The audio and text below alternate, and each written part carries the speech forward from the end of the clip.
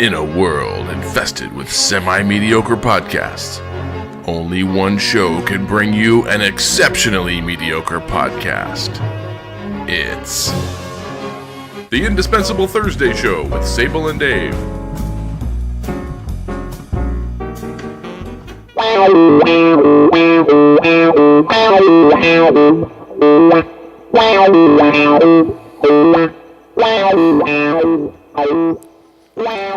You know, Dave, studying about space can get a little awkward sometimes with little kids. Mm-hmm. Are you kids into space? No, they're girls. They don't care for some reason about space. Oh, well. Unless there's a frozen doll floating in space. They don't care, I think. Okay, well, my kids are appropriately into space and rockets and comets and asteroids and the planets. And so we have space stuff up all over the house. Mm-hmm. And I was walking down the hall and I overheard this from my 5-year-old. He said, "Oh, Mommy, I love you past the moon, past Jupiter, past Uranus."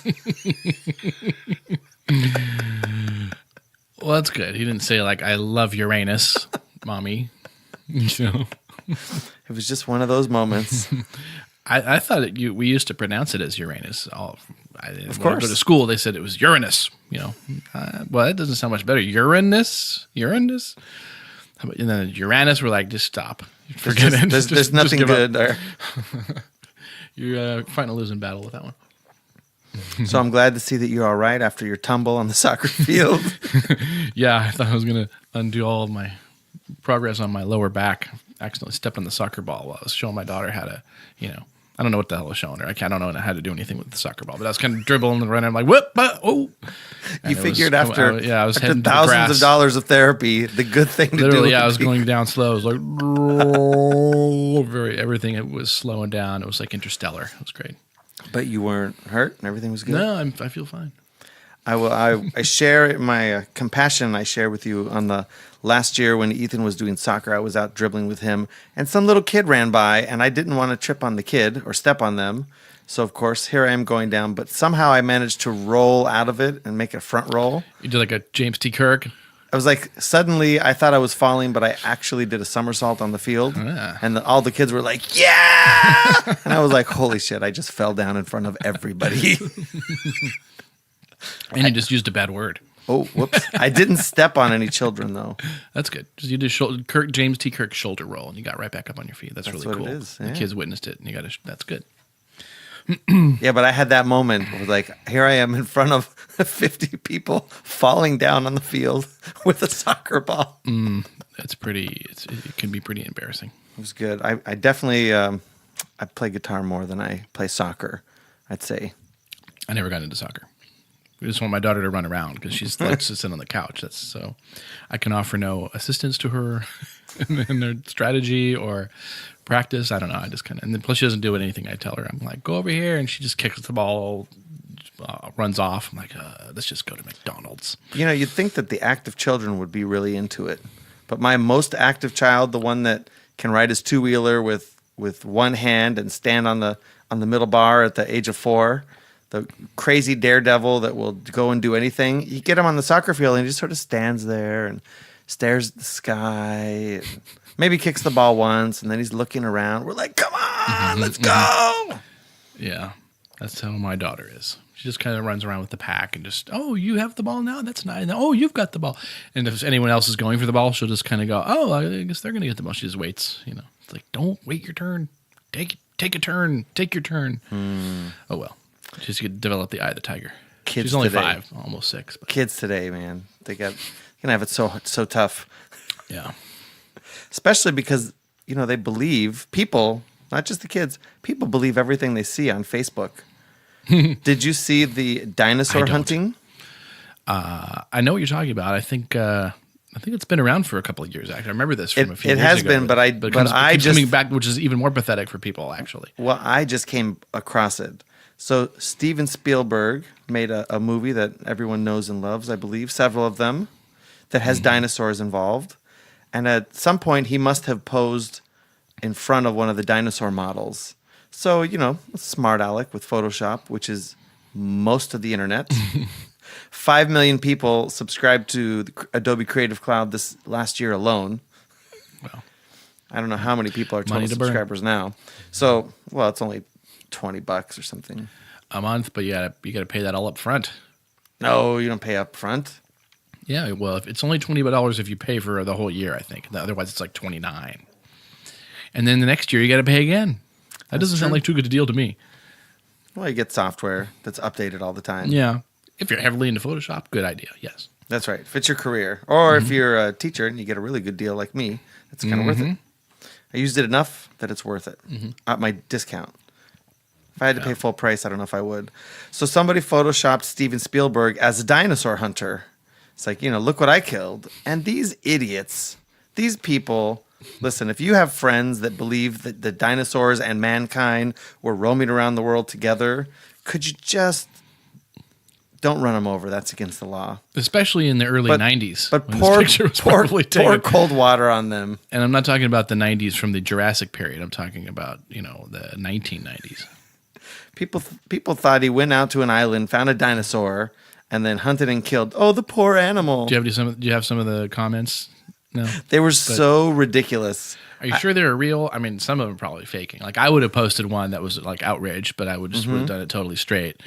As like a PETA guy, I would probably, talk about, I would bring up, the Holocaust and talk about how he's a dinosaur Holocaust. Right. He's a Jew. He should know, but I would do it very seriously. You're Jewish. How could you be killing dinosaurs? Yeah, Don't you remember what it felt like when the Nazis were killing you? But yeah, people believe it because they're stupid. Maybe they didn't even know. They thought it was an elephant. It's a triceratops that he was pictured with, I think. Well, here's some of the comments. Steven Spielberg, I'm disappointed in you. I'm not watching any of your movies again. Animal killer. Disgraceful. No wonder dinosaurs became extinct. Sickos like this kill every last one of them as soon as they're discovered. He should be in prison. And he should be killed instead. Beautiful creature innocently living millions of years ago. Then this monster comes along. Like, come on, really? I could see him actually being prosecuted for that. They put him in the cell with, one of the, like Suge Knight or something. He's got, what you in for? Yo, what you in for? And he's like, I killed a dinosaur. I killed a triceratops. And he's like, yo, ain't those extinct? Right? That's what it would be. Even he would know. Dang, dude, that's dope. Dang. Killed the last one. Now, not everyone fell for it. This one guy said, I don't know how many of you are not in the know, but dinosaurs have been extinct for quite a while. The man can't hurt. At least decades. Since the 50s. Can't hurt what has been dead for millions of years. And no, yes, dinosaurs were probably extinct. How many millions of years before any humanoid creature ever? 65 million years ago. That's quite a long time. Yeah. People have only been around for 2.5 million years. Alligators are kind of like dinosaurs, I guess. Alligators and sharks are some of the remnants. So we are still killing dinosaurs But occasionally. certainly not Triceratops. No. Here, I'll fling the iPad over your way. Yeah, I'm looking at the picture. He's wearing his jeans and like a green T-shirt, smiling, and it looks like a very real animal. Of course, Jurassic Park. I loved the first one. I like all of them, but I loved the first one. It just blew me away. Yeah. And to think that he directed that movie the same year he directed Schindler's List. I mean, he had the Best Picture of the Year nominated and won Right, Best Picture right. and the most amazing spectacle movie that made the most money that same year. That's incredible. It's a good year for him. He's my man. I love Spielberg and the way they employing it still stands up now when you watch it too. I mean, the CG's gotten better, CGI, but Right. they employed a lot of practical effects too. Stan Winston worked on that. And they had a lot of the dinosaurs are real too, so they intercut the CG with the real ones, so it really fools your brain. Like the models, Yeah. right? Uh-huh. Yeah. Yep, models. So that's Well, great. I think a good story sort of transcends. Might not argue that it's got the greatest story. It's okay. The first Jurassic Park, it's okay. It was such a spectacle, though. The story. Actually, when I was watching it, I remember thinking, "It's over already." Like I thought I was only halfway through, and it was over. So that's how exciting I thought it was. Did you watch the movie in the 70s about the alien virus that comes in? It's like it creates some sort of epidemic, or sort of it was the first of these. A virus is going to kill everything in the world. Movies. Was it like the Michael Crichton one, which was Yeah, the Michael Crichton one. Yeah. Why can I not? I'm a movie guy.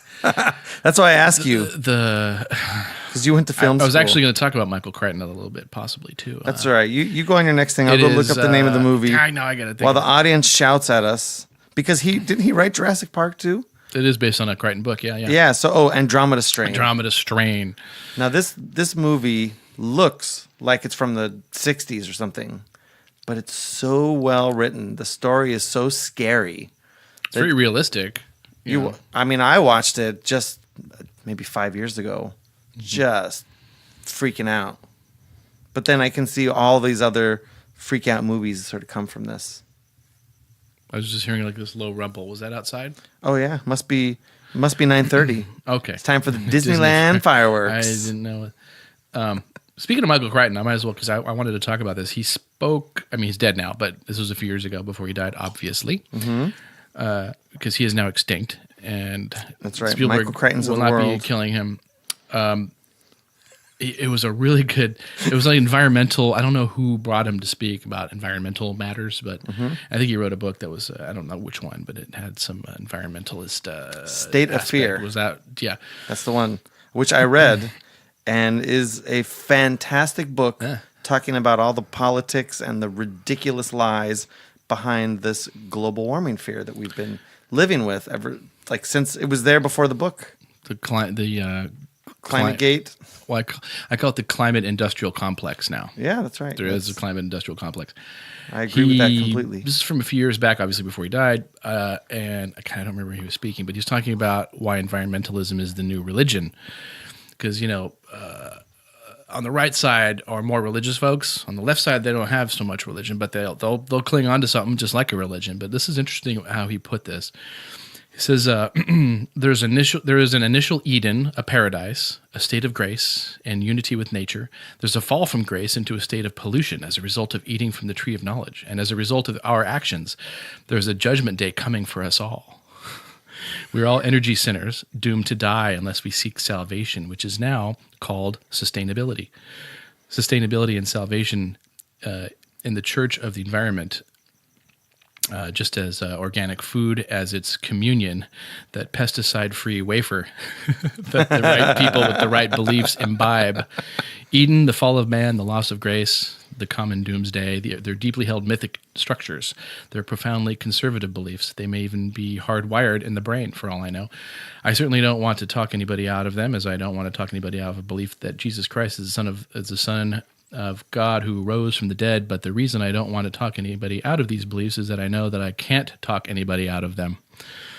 They're not facts that can be argued. They're issues of faith. Perfect. When did he say this? I don't remember. It was a few years, probably a couple of years before he died, maybe, fairly recent before his death. Wow, I missed that because this is exactly, maybe I must have heard it hearsay then, because I've felt that this global warming challenged conversation has been a very religious war. I have some hippie Northern California friends that sort of freak out a little bit. What do you mean? Of course we're killing the planet. Come on, really? Here's what it comes down to, though, is like, I agree, maybe we're affecting the temperature, but first you have to tell me, is it going to be harmful? Is it happening for sure? Are we doing it for sure? Is it going to be harmful for sure? And the biggest thing is, how do you think you are going to fix it? That's my thing, is I do not believe senators and congressmen and the president can fix this. Right. We'd have to give them all of our money and stop driving cars. And of course, you and I stop driving our cars and doing things. That's we'll do that. But they, of course, will continue to fly around in their private jets. Of course, because they're necessary for the cause. Did you hear about this? Do you think Nancy Pelosi can change the weather? Well, did you hear about this Greenpeace CEO? I'm gonna have to go look this up. I wasn't thinking about this ahead of time, but the one of the founders, CEO, whatever, of Greenpeace. I'm gonna have to look him up exactly as I refresh my wireless settings on the iPad. Can I watch? Yeah, of course. Oh, yeah. He was speaking. He was speaking to a crowd, saying, Greenpeace was never about like the Earth being green and fighting climate change. It was about peace in some African countries. They got that, and then the organization switched to be about climate change. And he said the problem with that is it switched to global warming. Right. first. Global warming, right. And then they decided, oh, we're not sure it's warming. Let's just call it climate change. Then we're covered for any eventuality. But he said the problem was that it's not true, which is why he was no longer affiliated with the organization. What? He You said- mean they got rid of him? That's or right. did he leave or both? I probably? think he must have left on his own. You know, he wanted to spend more time with his family. But he was stating, I'm going to have to go find this later. Every model, every climate change model, every global warming computer model has been wrong. Not by a little bit, but by, factor of hundreds or thousands. Every prediction over the last 30 years that, doomsday is going to come. If we don't cut this, this emission or that emission, it's just not come true. So every year we scramble, someone scrambles around saying, well, it must be this. It must be because of this. And, it's all a bunch of Has anybody BS. gone through and fact check Al Gore's fantastic movie, and just to see Well- what his predictions have, how they've held up? It's funny. I didn't realize we were going to talk about this. Otherwise, I'd have It's some going to be a more whole links. movie show. I got movies. That's all I got right now. So the guy, man, now, okay, audience, you're going to have to write us You want in. to look it up while I talk about Well, Adam Carolla's Road Hard? Well, you look it up because apparently I can't get on my own internet. So the guy that I will look up. Oh, the guy that advised ex-head of Greenpeace. You look up ex-head of Greenpeace. The guy that advised Al Gore changed his mind later and said, you know what? That wasn't right. This stuff isn't right. So, of course, he's been slandered as... Patrick Moore, apparently, is his name. Is that what his name was? Media Matters, is that where you Oh, the CEO guy? Humans not to blame for global warming, says Greenpeace. Something. I'll click and find out what means. Co-founder? Must be co-founder. It still hasn't come up. Whose So the freaking whole- internet is slow crap internet we're using here? Oh, it's yours. Oh, sorry. Yeah, co-founder. That's- Usually the internet's good, but, I got my wife's over there working on something. Yes, I got you. Say no more.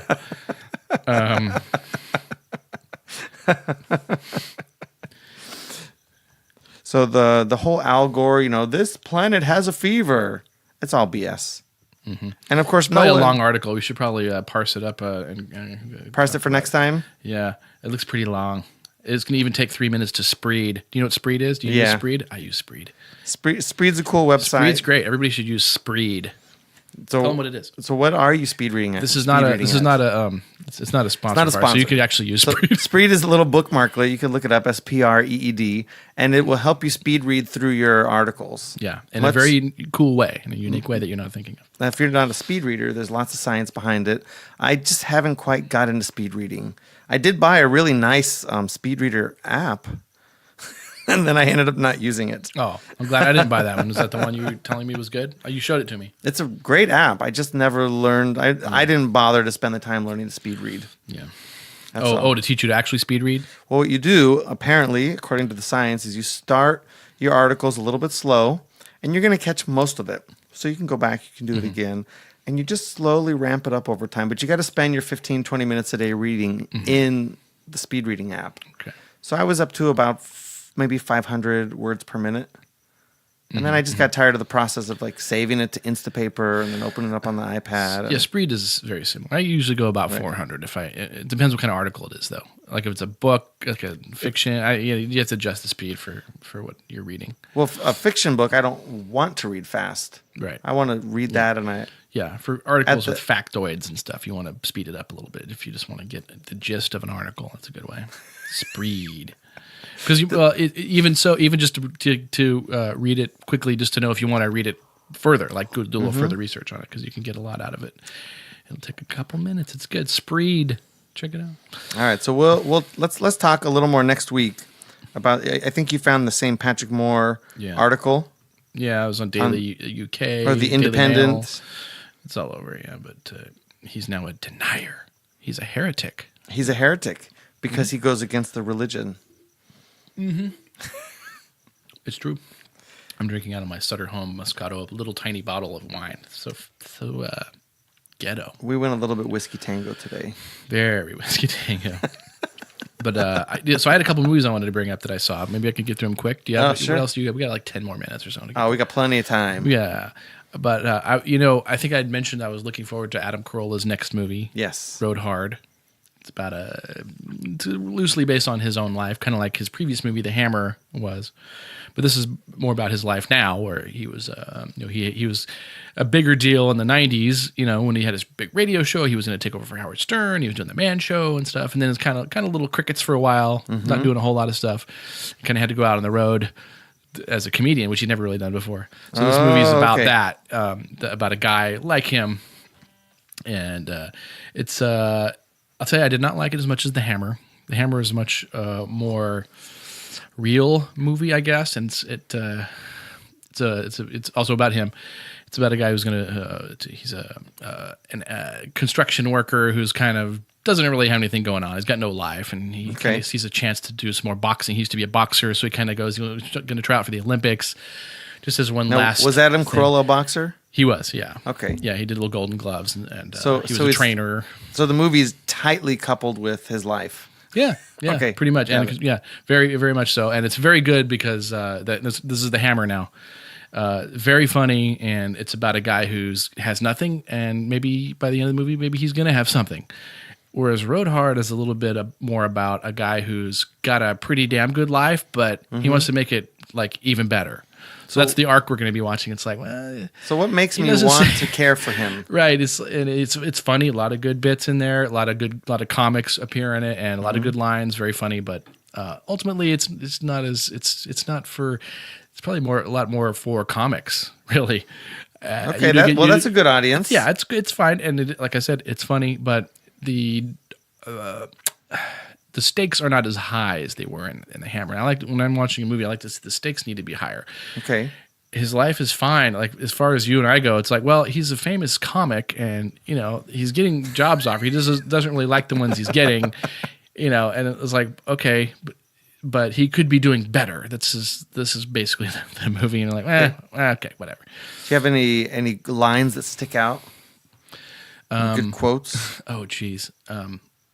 There are some funny sequences where he's checking out of the hotel, and he's, how you always. I've heard him talk about this on the show too. Those little magnetic strips that they never seem to work the first 2 or 3 or 4 times when you're trying to get into your room, yep. And then you have to do the shame walk back down to the desk and give her that. Yeah, it's not working, and then of course they try to make it your fault and by like, Miss, it got demagnetized. Do you have a cell phone?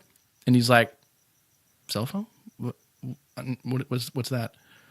Just totally playing like, huh? Oh, I do have one that doesn't have a cord, but I leave it at home. I don't use it for, it's great. But the way he did it was very funny. And he keeps going, well, maybe, he's like, I need to attach my phone to like a mop, like hold it up in the air so it's not anywhere close to the card key so I can get back into my room. But that was a funny scene there. And there's good one-liners, but funnier than I made it. But like I said, stakes not as high. So not quite as good as The Hammer. The Hammer, very good. Road Hard, okay. Okay. Sad to say, because I was looking forward to it a lot. Yeah, but there are definitely those nights where you don't want a movie you have to think about. You just want something you can laugh at. You will do some laughing at this. So this is one of those good, like, okay. Yeah, and it does have sweet moments too. But ultimately, you're kind of like, this guy's okay. He doesn't need me watching his story. He'll be fine. He'll be fine without me. Yeah, whereas you like movies where you're worried about the guy. Oh, what if he fails? And this one, it's like, well, if he fails, he still can maybe sell his nice house, and he's still a good guy making a lot of money. Maybe do a podcast or a radio show, which is what he did. Oh, a podcast. Yeah. Hey, what a great idea. We should look into one of those things. I finished watching one that I'd started. I think I might have talked about briefly. It's called Hot Coffee. Hot Coffee. It's about I think you started watching lawsuit abuse, and this was on your last reform. podcast. You started watching this, right? Was it? Maybe that was a long time ago. Do you know who Stella Lieback is? No. She is the woman who spilled coffee in her lap and was awarded $2.9 million from McDonald's. Well, not from McDonald's. A court did it. And there's a few more stories in this movie. They focus on maybe 4 stories. And it's interesting. That became a poster child story for this is why we need tort reform, which is tort means harm. So it was like law reform.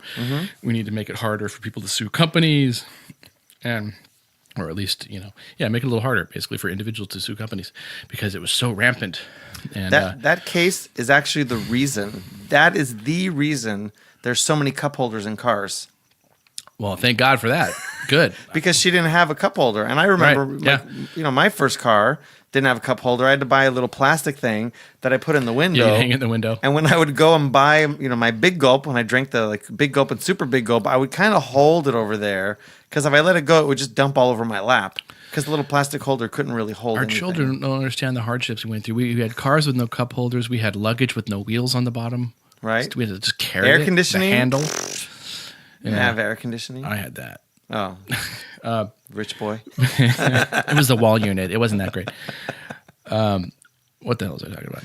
Oh, well, when you ask someone about that story, they're like, "Oh yeah, I see what the hell? It's a silly story." But as soon as you start telling people the details, they're like, "Oh," everybody starts siding with her because what happened was, they pulled up, she got her coffee, she's going in, and yes, she did spill the coffee, but it was like weaponized hot. Like if you drank it, it would have fried your lips. Like it was really hot, Right. and she had, it went down into her lap underneath her butt. She had to get skin grafts on her thighs to fix the burns. It was really bad. You see pictures, it's like, oh my God. And it's a little old lady, you feel sorry for her, Yeah. And at first they had just asked McDonald's, hey, the bills are getting kind of high. Can you help us out? And they're like, no. Like, So- shouldn't have put hot coffee between Yeah, your they're like, legs. you spilled it. But they started looking into, they're saying, oh, there's been lots and lots of 700 complaints about their coffee being too hot. Not at this one, but in general on McDonald's. And by the time the jury looked at it, they're like, they decided to slap punitive damages on McDonald's for not dealing with this problem. And that's why they ordered her the $2.9 million. I think it got chopped in half, or she ended up getting an undisclosed sum. Well, the lawyer got 80% of it. I'm yeah, sure. she probably ended up getting like $500,000 or something like that. But Did that movie talk about the British case with tea? no. Because a Someone got teabagged? couple years after that, there was a woman who went, to sue probably McDonald's because she spilled tea on herself, and they said you should know better than to put hot tea between your legs in the car. There you go. In Britain, they have the loser pays system, which probably kept her out of the courtroom, which we might need to do a little bit of that here instead of what we have now, which is they've forced people to sign. Like when you start, there's another story where a woman was working for Halliburton. She went over to Iraq, and she was housed. It's one hot chick. She's very hot. She got housed with 400 guys in the same barracks. She actually ended up getting drugged and raped. She doesn't even know who raped her, but she had to get surgery down there to correct stuff. And Halliburton's like, sorry. Yeah, that was their. But you signed this agreement that you can't take us to court because of arbitration. Which is total BS. This is not this weights WEIGHT weights this whole free market aspect of everything over to the corporations, which we don't need. We need the check on corporations are individuals, Right. and not juries are actually pretty good at deciding what's frivolous and what's not.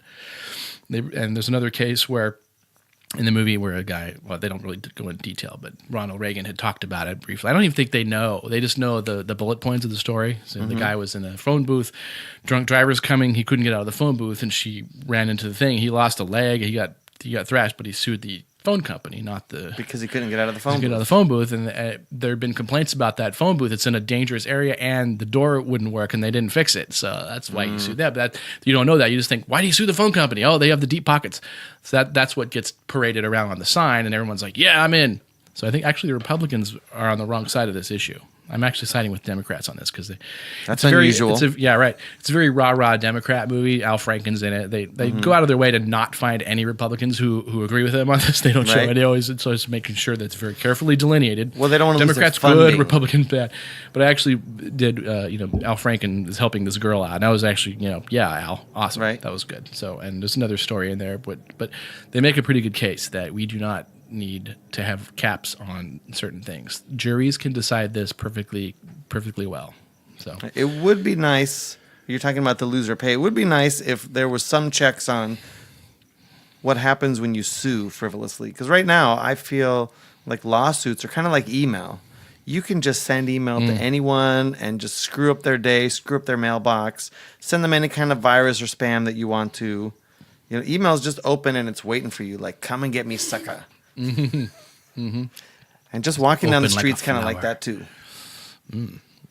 not my street, but Not your I street. live in a nice area. I don't know about this weird area you live in. Well, I've been told that our park across the street has some serious problems Oh. by one of the local moms. Some of the kids smoke pot. Oh, at night. well, And there has been a couple cases of graffiti. well, yeah. These kids today. I mean, that's bad and all, but I don't like it, but I don't like that stuff either. you need to find a park where that's not going on. Well, at night. there is an interesting way to protect yourself, as a grown man, where you don't have to carry a gun. And I've been hearing about people talking about credit freeze. And it had come up, and I sort of blew it off, and then I heard it again on another podcast talking about because your identity has been stolen. It has been in the last 2 years, either from Home Depot or Target or Blue Cross, Blue Shield, or any one of the banks. The banks never disclose when they get hacked. They don't disclose. So what happens when your identity gets stolen, they go open a credit card, open a new credit line. So credit freezing, I don't know if do you know about this? No. at all? Have you heard about this? I don't think so. So I've been looking into it and sort of like, I don't know if I want to spend the money. It costs $10 to lock your credit account. Experian, Equifax, and TransUnion. Those are the three. And you got to pay $10 to lock it. And when you lock it, you can't check in on your credit. You can't open an account. You can't buy a new car. You can't get access to the credit. So you have to... Unless you unlock it for another $10. You have to call them and say, for $10, unlock my account for 30 days. But if you're not going to buy a car for the next 6 months, why do you need to have your credit available? Sure, yeah. And I was sort of I was just putting it off. I don't want to think about it's weird. I don't want to mess with it. Sounds kind of militia guy. Right, but then a bunker. we were with having- a dehydrated food guy. But we were having this... Well, it was the normal guys that were talking about it before. But we were having this yard sale, and there was a nice guy coming by, just chatting with him. Must have been in his late 70s or 80s. Cool guy, retired. This guy is a cord cutter, talking about his Roku box. He couldn't pronounce it, but he had a Roku box. Roku? Netflix. Yeah, it was a Roku. It was a Rock or a Roku. He called it a Roku. Netflix, Old guys Hulu rule. Plus. He was like, I don't see any reason to pay for that. And those people that, he's going off like, those people that are spending $180,000 to buy motorhomes, what a waste of money. I'd rather spend my life going out and enjoying the world. We just get 30 miles to the gallon and stay in a hotel. We don't have to deal with all that. So Was he wearing a hat? Did he have a hat on? He had a hat on to protect his bald head. He didn't want to have any cancer. Okay. And he was out walking for exercise. This guy uses a password manager to manage all his sites. Did he have Velcro shoes? Instead of a lace, did he have like the Velcro? No. Okay. He's got an iPad with cellular for traveling so they can have data everywhere that they go. It was like, check down the list. He was doing all this stuff that most normal people don't even understand how to do. And then he said to me, and you got to freeze your credit. So I asked him, and we talked at length about this. So I finally went and did that. You can freeze all your credit, $10 each. It's sort of a pain, but maybe that's one way. Is one call, or how many calls you got to make? I mean, Well, there's a website that you can go through that will link you to the 3 different websites you go to do it. Okay. Because each service has their own deal. You got to pay them each $10.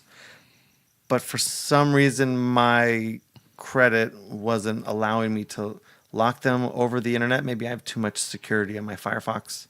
I use a couple plugins. I might have been blocking the wrong cookies or something. So I had to call TransUnion. I could do online. I had to call the other 2. All done. See what happens. so you did it. Yeah, I did it. I'll right. report back. Okay, good. Oh, and don't lose your secret PIN because you can't unlock your credit if you lose your PIN. Oh. What I happens? don't know what happens then. Oh. Just keep it written down in your wallet. Say credit unlocker. Right. Number and then the password. The 4-digit PIN, probably, right? Is it a 4-digit? 8-digit PIN. 8-digit? That's pretty hackable. Well, I don't know. And if you have to call them, it's pretty unhackable if you have to call with the thing. Yeah. I don't know. Maybe not. I'm not sure. Maybe if you can call and prove who you are. Like, do you get your credit report ever? Did you ever? Yeah, I have LifeLock, which helps a little bit, I think. And Oh, do you do the annual or the? I do what plan LifeLock. you do? It's $8 a month for me. Oh, that's pretty good. They check stuff. They'll call you. They try to actively stop people from trying to use your name and stuff like that. Open new lines of credit. I've actually heard great things about that recently. Never Okay. had I heard any good things about it before. I've been doing it for like 2 years, maybe 3. Okay, good results. Yeah, I haven't been hacked. I got it after someone had cloned my debit card. I was at Atlantis Park actually, Uh-huh. here in Garden Grove or Westminster. I don't know. Garden Grove, I think. Cute little park, and someone calls me and they go, "Hey, are you in Ohio right now?"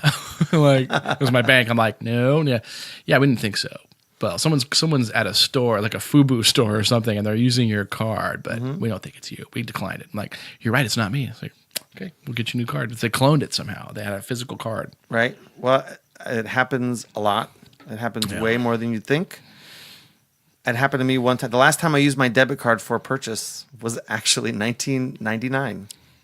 I try not to use it. Yeah. I mean, the last time I used my debit card for a purchase was 1999. I got gas in, maybe it was 2000. It was 2000 because I got gas in Tucson, Arizona, and I had been out visiting my friends. And you guys out hunting triceratops out there? That's right. We were killing dinosaurs out there. And I got a phone call. It said, "Were you in Redondo Beach buying $2,000 worth of furniture and clothes?" And they listed all these things. And I said, "No, I just bought gas in Tucson 20 minutes ago." And they said, trying to figure out who was stealing the money. Is it the Tucson guy buying gas, or is it the? Because I had been out in Redondo Beach a few weeks before, so I asked what had happened, and this still goes on. They put a device at the gas pump On top of the slider, called a skimmer that you can't see. And you know, when you pay at the gas pump, you put in your zip code. Well, the gas station is in a zip code. It's pretty good chance that it's going to be yours. Yeah, they just. Yeah. But they pop it up there, they collect it.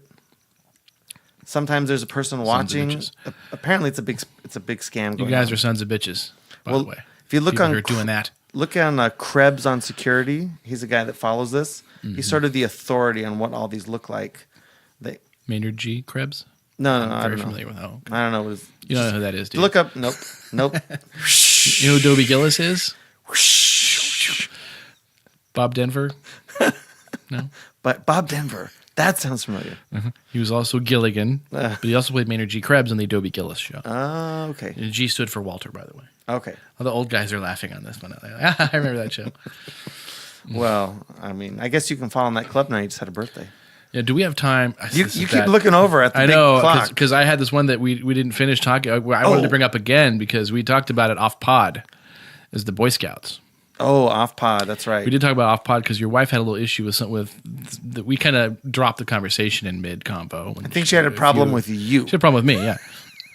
But I wanted to bring up the fact that here's the deal: is you guys seemed to. I had to gather my thoughts and I ran it past the wife. Wait, you guys the audience or you guys me? You and the wife. Okay. I think you guys show a bias toward gay men. You think they're saintly, I guess. No, because I think we're pro-supportive. Yeah, but you did agree that it's okay to restrict heterosexual males from being around teenage girls. But you didn't think it was a good idea to separate gay men from teenage boys. There's a double standard there. I think that it is scout leaders, gay scout leaders, openly gay. It is the fact that men are segregated from the teenage girls and the Girl Scouts. Mm-hmm. Yeah. Not that I necessarily said it must be that way, but that it is that way. So you wouldn't necessarily think that's a bad thing? You'd I don't be okay know. with that? I don't have daughters. I tend to think it's a good idea as a father of daughters. And yes, most men aren't. Male sexual nature. It's a little weird sometimes.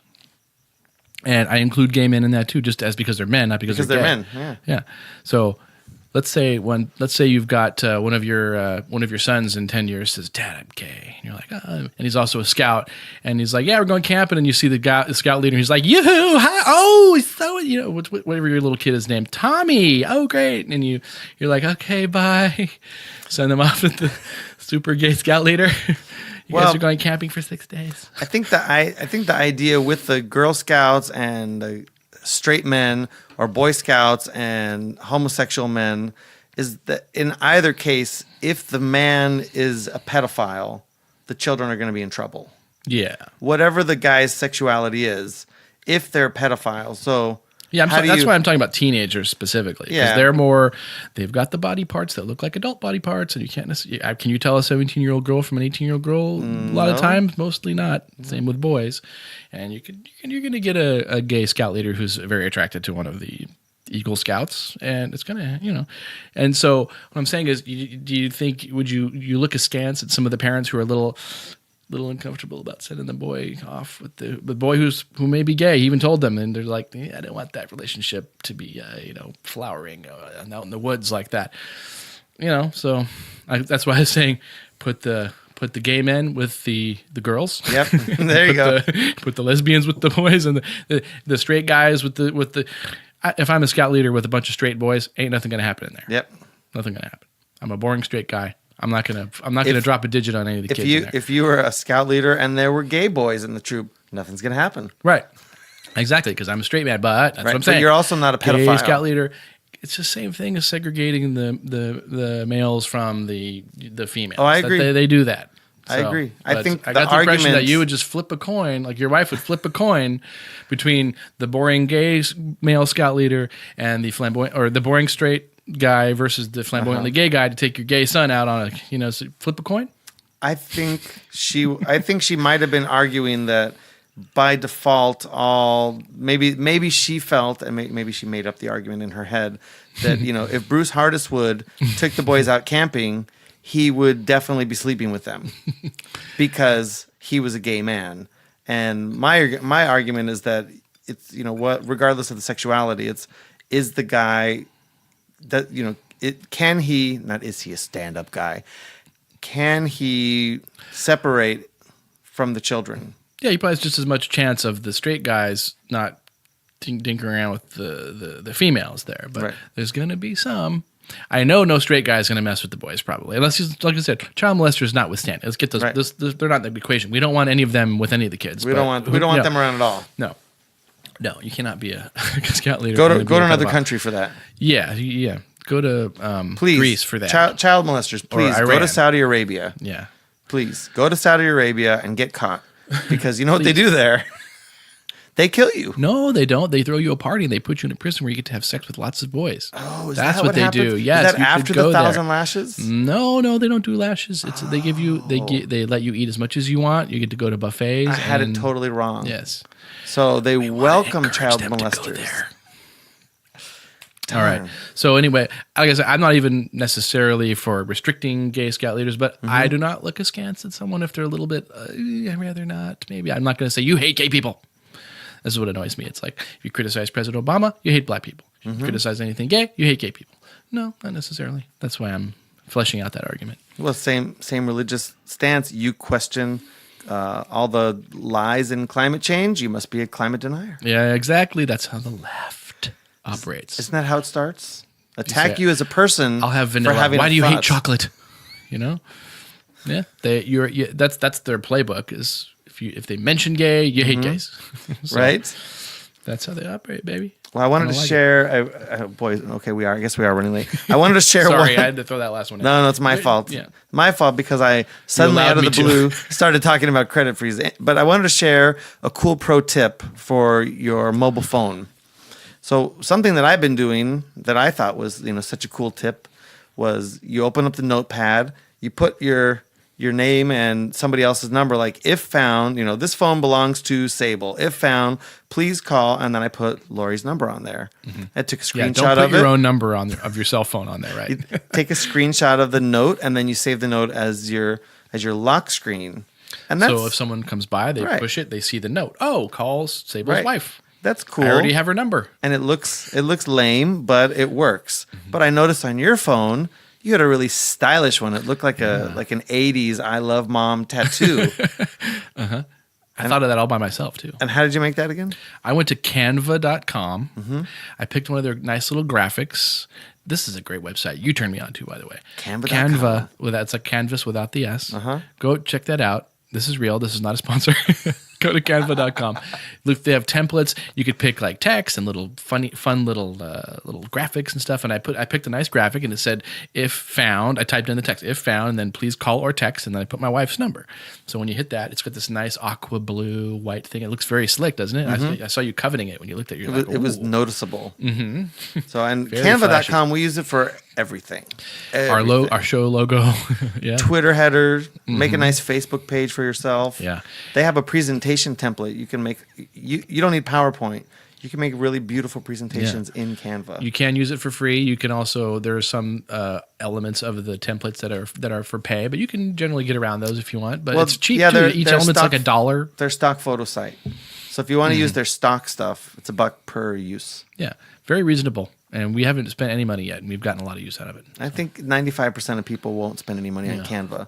But I sure will tell everyone about it, so somebody will spend money on Canva for me. It's a great thing for colleges, too. Our college website is littered with Canva images that we created. Cool. So, I love it. Well, next week, I want to talk about the latest and greatest upcoming video phenomenon that everyone in the world is going to be freaking out about. And that's virtual reality porn. It's coming. I got what I saw what you did there. And then we were but you know what's going to be bad is because you're going to be wearing a headset. How are you going to know? Like the wife is going to totally catch you. You know, when you're not going to, you're going to be so engrossed in your, the pizza delivery guy's coming in and they don't have enough money to pay him. And then suddenly there's a tap on your shoulder. You're like, oh shit. We'll figure that out next time. That's 2 SHITs we just said during the show. Sorry, people. Apparently the Samsung Gear is like the one to go to right now. So we'll get there. And we were talking about tipping. Sam's Hung? Is that what it is? Sam's Hung. Sam's Hung. Okay, I'm writing that down. So the porn. Next week, let's talk about strategies for tipping around the world. Oh, okay. I'll keep that on my list. And I have another movie I want to talk about too. I watched a Christian movie. What? Yeah. Why? I kept hearing about it. It's always advertised on the stations that I listen to. I'm like, I'm going to check this out because it got 4 out of 5 stars. So I watched it and I'll have a few comments about it. What's the name of it? It's called God Is Not Dead. God Is Not Dead. Okay. But he will be when I get there. I actually watched the entire movie last night. So I was like, wow. I'll talk about it. And by next week, I probably will have watched the documentary Going Clear. Oh, good. I'm going to try to see it too. Okay. We'll keep that in mind. Well, then I want to thank everyone for sticking around with us this long. Yeah, it's a long one. You can catch the show at theindispensable.show.com or wherever fine podcasts are served. Send us feedback on Twitter at Sable and Dave. Give us a review. Get an iTunes. Write a review for us. What's their gift if they do an iTunes review?